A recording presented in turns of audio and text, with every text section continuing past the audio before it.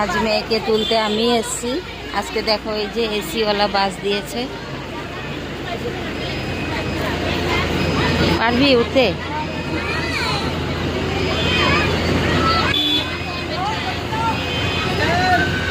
তো আজকে ওর পাপা অফিসে গেছে, তার জন্য আমাকে দিতে আসতে হলো। যা উঠে যাও, দেখিস না, এদিকে দেখো। লো ভাইয়া লো, এই যে এই যে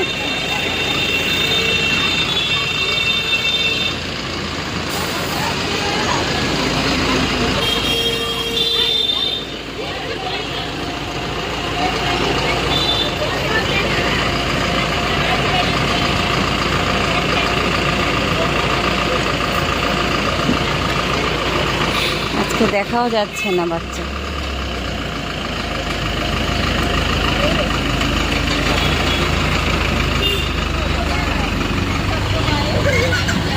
শুভ দুপুর।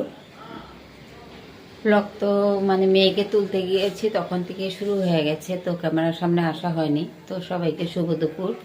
এখন মানে মেয়েকে তুলে দিয়ে এসে অনেকটাই জামা কাপড় ছিল, রোজ দিন তো ওর পাপা রোদ্রে নিয়ে শুকিয়ে দিয়ে আসে।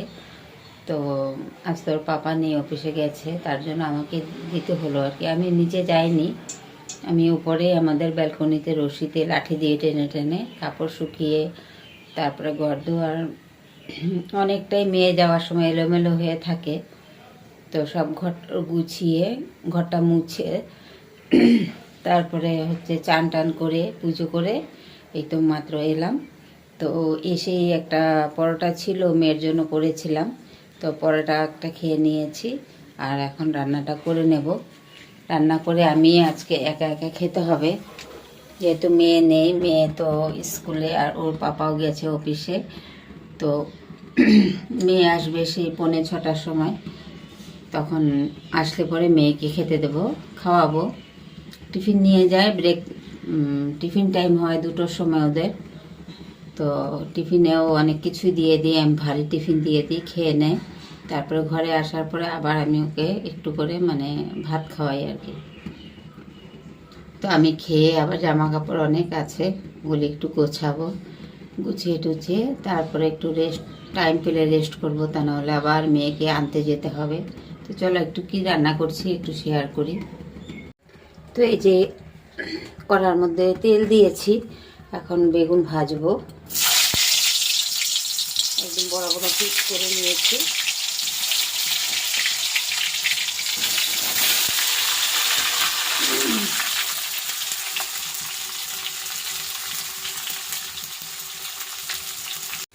তো একটু বেগুনটা একটু ভালো করে ভেজে নেব, এপিট ওপিট করে বড় বড় করে দিয়েছি বেগুনটা। ভেজে নিয়ে তারপরে হচ্ছে কালকে রাত্রেবেলা আনা হয়েছিল মাছ আর কী বলে মাংস অল্প করে আনা হয়েছিল, মাছও অল্প করে। তো সেটা হঠাৎ করে আমার এতটাই খারাপ হয়ে গেল, মাছটা রান্নাই হয়নি। কোনোরকম দুপুরবেলা তরকারি ছিল, ওটা দিয়ে আর মাছ ভাজা দিয়ে আমি ভাত খেয়েছি। আর ওদের জন্য তো মানে কোনো রকম করে আর কি তরকারিটা রান্না করে দিয়েছি, মাংসের তরকারিটা। তো এই যে এখানে ভাত করে নিয়েছি, আমি তো খাবো একা, আর মেয়ে তো অনেকটাই পরে এসে খাবে।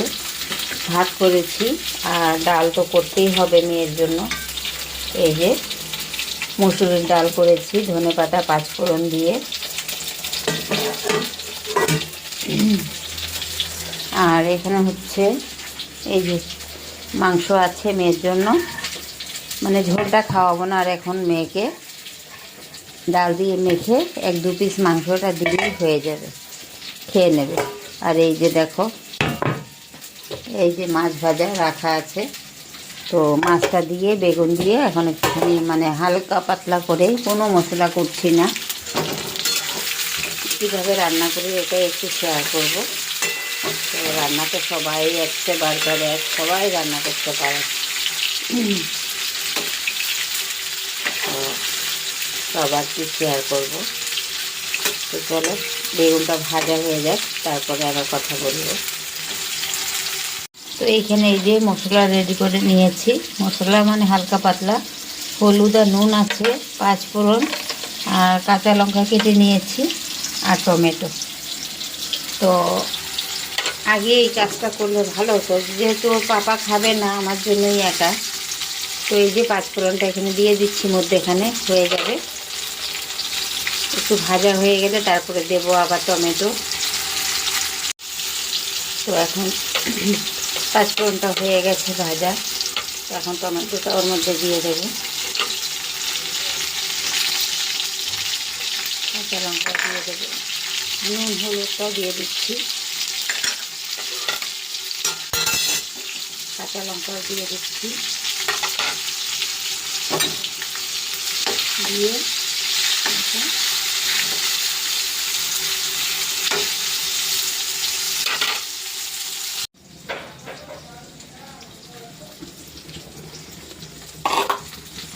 তো এখন জলটা দিয়ে দেব।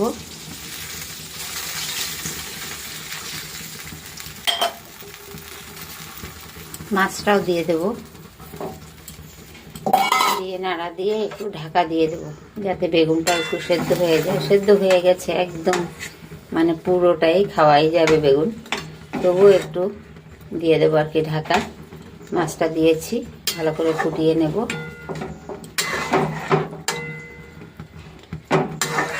মানে একদম হালকা পাতলা, কোনো রিচ খাবার না, আমি খেতেও পারি না রিচ খাবার। তো একটু ফুটে গেলেই নামিয়ে নেব।